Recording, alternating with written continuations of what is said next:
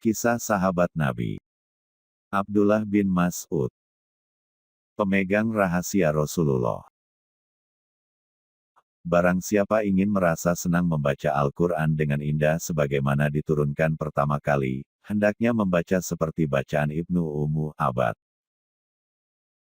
Waktu itu Abdullah bin Mas'ud adalah seorang remaja yang mendekati balik. Dia bekerja sebagai penggembala kambing seorang tokoh Quraisy bernama Uqbah bin Mu'idz. Digiringnya kambing-kambing itu ke daerah perbukitan di luar Mekah, jauh dari hiruk-pikuk manusia. Orang-orang memanggilnya Ibnu Ummu Abad. Namanya sendiri adalah Abdullah, dan ayahnya Mas'ud. Remaja kecil ini juga mendengar kabar tentang seorang nabi yang muncul dari tengah-tengah kaumnya, tetapi ia tak ambil pusing tentang hal itu. Ini bisa dimengerti mengingat usianya yang masih begitu muda dan keterasingannya dari kehidupan sosial Mekah. Kehidupannya hari demi hari hanya menggembalakan kambing-kambing Uqbah. Pagi-pagi dia berangkat, dan malam baru kembali. Suatu hari Abdullah bin Mas'ud melihat dua lelaki yang kelihatannya berasal dari golongan terhormat. Mereka berdua berjalan menuju ke arahnya. Keduanya terlihat lesu dan kelelahan. Bibir mereka kering karena menahan haus yang mencekik tenggorokan. Setelah dekat dengannya, kedua lelaki itu memberi salam lalu berkata, "Wahai anak muda, tolonglah perahkan susu kambing-kambingmu untuk melenyapkan dahaga dan membasahi urat-urat tubuh kami." Abdullah bin Mas'ud menjawab, "Aku tidak bisa melakukannya sebab kambing-kambing ini bukan milikku. Aku diberi amanah oleh pemiliknya untuk memelihara mereka." Kedua lelaki itu ternyata tidak gusar oleh penolakan Abdullah bin Mas'ud, bahkan mereka tampak kagum dan gembira. Kemudian salah seorang dari mereka berkata, "Tunjukkan padaku kambing gibas yang belum dikawinkan dengan pejantan." Setelah kambingnya ditunjukkan, lelaki itu lalu menambatkannya dan mengusap-usap puting susunya sambil membaca doa dengan nama Allah. Si gembala muda memandangnya dengan heran. Ia berkata dalam hati, mana mungkin kambing betina yang masih muda dan belum pernah dikawinkan bisa menghasilkan susu. Namun rupanya dia salah duga. Dilihatnya puting susu kambing itu membengkak dengan cepat, bahkan sebentar kemudian air susunya memancar deras. Lelaki yang satu lagi mencari batu yang cekung di bagian tengahnya untuk menampung susu perahannya, lalu meminumnya bergantian dengan kawannya. Abdullah bin Mas'ud juga mendapat bagian. Gembala muda ini belum bisa percaya dengan peristiwa yang dialaminya. Setelah mereka bertiga minum sampai puas, lelaki yang pertama kembali mengusap-ngusap puting susu si kambing, dan pelan-pelan puting tersebut menguncup kembali seperti semula. Abdullah bin Mas'ud segera berkata, "Tolong ajari aku mantra yang Anda ucapkan tadi." Lelaki itu menjawab, "Engkau adalah anak yang terdidik." Itulah awal interaksi Abdullah bin Mas'ud dengan Islam. Lelaki yang penuh berkat tersebut tak lain adalah Rasulullah, dan orang yang menyertainya adalah Abu Bakar As-Siddiq. Pada siang yang terik itu mereka sedang dalam perjalanan keluar kota Mekah demi menghindari gangguan-gangguan kafirin Quraisy. Sebagaimana Abdullah bin Mas'ud terpikat dan jatuh hati kepada kemuliaan Rasulullah dan sahabatnya, kedua lelaki mulia tersebut juga kagum akan kejujuran dan keteguhan remaja belia itu dalam menjaga amanah yang dipercayakan kepadanya. Rasulullah dan sahabatnya melihat tanda-tanda kebajikan pada dirinya dan mengharapkan keikutsertaannya dalam barisan Islam suatu hari nanti. Tak lama setelah itu memang Abdullah bin Mas'ud memeluk Islam, dia juga menawarkan diri untuk menemani dan melayani Rasulullah. Beliau akhirnya menjadikannya sebagai pembantunya nanti. Nasib baik telah berpihak kepada Abdullah bin Mas'ud. Dari seorang penggembala kambing biasa dia bisa menjadi pelayan pribadi Rasulullah, pemimpin seluruh umat. Abdullah bin Mas'ud menyertai Rasulullah laksana bayangan. Dia membangunkan beliau kala tertidur, menutupi beliau ketika mandi, menyiapkan terompah bila beliau hendak keluar rumah dan menyimpannya bila beliau kembali, membawakan tongkat dan siwak beliau. Rasulullah bahkan mengizinkan Abdullah bin Mas'ud keluar masuk rumah beliau setiap waktu. Dia dipercaya memegang rahasia Rasulullah tanpa beliau merasa ragu. Dia bahkan dijuluki, si pemegang rahasia Rasulullah. Abdullah bin Mas'ud dididik di rumah Rasulullah. Dia mendapatkan petunjuk-petunjuk langsung dari beliau, berbudi pekerti seperti beliau, mengikuti sifat-sifat beliau, dan mengikuti jejak serta gerak-gerik beliau sampai dikatakan sebagai orang yang sama persis dengan Rasulullah. Dialah yang terbaik dalam membaca Al-Quran, dialah yang paling paham akan makna dan tafsir Al-Quran, dan dia pula yang paling mengerti tentang syariat Allah. Ada satu bukti nyata tentang hal ini. Konon seseorang menghampiri Amirul Mukminin Umar bin Khattab saat wukuf di Padang Arafah lalu berkata, "Wahai Amirul Mukminin, saya datang dari Kufah dan meninggalkan seseorang yang mengisi penuh lembaran-lembaran Al-Quran." Meledak amarah Umar. Belum pernah dia marah seperti itu. Siapa orang itu? Hardiknya. Orang tersebut menjawab, Abdullah bin Mas'ud. Kemarahan Umar lenyap secepat timbulnya. Katanya, demi Allah aku tahu bahwa tidak ada seorang pun yang berhak memiliki hal sedemikian itu sampai saat ini kecuali dia. Aku akan bercerita kepadamu tentang hal itu. Pada suatu malam Rasulullah berada di rumah Abu Bakar untuk membahas hal ihwal kaum muslimin. Aku juga ada di sana. Kemudian Rasulullah keluar dan kami menyertainya. Di depan masjid kami melihat seseorang sedang mendirikan sholat dan kami tidak mengetahui siapa dia. Rasulullah berhenti ketika mendengar bacaan sholatnya, lalu berpaling kepada kami berdua seraya berkata, barang siapa ingin merasa senang membaca Al-Quran dengan indah sebagaimana diturunkan pertama kali, hendaknya membacanya seperti bacaan Ibnu Ummu Abad. Selanjutnya Abdullah bin Mas'ud berdoa, sementara itu Rasulullah juga berdoa untuknya, mohonlah kepada Allah apa yang engkau kehendaki, niscaya dia akan mengabulkan permohonanmu. Aku berkata dalam hati, demi Allah aku akan menemui Abdullah bin Mas'ud besok pagi-pagi benar untuk menceritakan kabar gembira ini. Akan kuberitahukan kepadanya doa Rasulullah bahwa beliau mengamini doanya. Keesokan harinya aku pergi ke rumah Abdullah bin Mas'ud untuk melaksanakan niatku. Namun ternyata Abu Bakar telah mendahuluiku dalam menceritakan kejadian kemarin. Demi Allah, aku belum pernah didahului orang lain dalam mengerjakan kebaikan kecuali oleh Abu Bakar. Abdullah bin Mas'ud telah mencapai tingkatan yang amat tinggi dalam hal pemahaman dan tafsir kitabullah. Dia berkata, demi Allah yang tidak ada Tuhan kecuali Dia, tak ada satu ayat pun yang turun dari kitabullah kecuali ku ketahui di mana diturunkannya dan apa sebabnya ia diturunkan.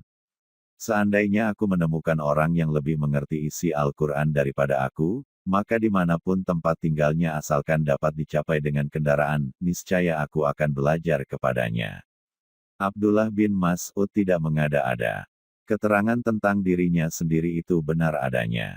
Syah dan Umar bin Khattab pernah berjumpa dengan serombongan kafilah dalam suatu perjalanan yang gelap gulita di malam hari. Umar tidak bisa melihat anggota-anggota kafilah tersebut karena gelapnya, yang sebenarnya di dalamnya terdapat Abdullah bin Mas'ud. Kepada pembantunya, Umar menyuruh menanyai kafilah tersebut dengan keras, dari manakah kalian ini? Yang menjawab adalah Abdullah bin Mas'ud, dari jalan besar di antara dua bukit. Selanjutnya berlangsunglah tanya jawab antara mereka. Umar bertanya, kemana tujuan kalian? Baitul Atiq, jawab Abdullah bin Mas'ud. Umar bergumam, pasti di antara mereka ada seorang yang alim atau orang pandai. Kemudian dia menyuruh seseorang bertanya kepada mereka, ayat apa yang paling mulia dari Al-Quran? Abdullah bin Mas'ud menjawab, Allah, tidak ada Tuhan melainkan Dia. Yang hidup kekal senantiasa berdiri sendiri, tidak mengantuk dan tidak tidur. Quran Surat Al-Baqarah ayat 225. Umar berkata, tanyakan kepada mereka ayat apa yang paling kokoh. Abdullah bin Mas'ud menjawab, sesungguhnya Allah menyuruh kamu berlaku adil dan berbuat kebajikan, memberi kepada kaum kerabat. Quran Surat An-Nahl ayat 90. Tanyakan kepada mereka, ayat apa di dalam Al-Quran yang paling padat ungkapannya, kata Umar.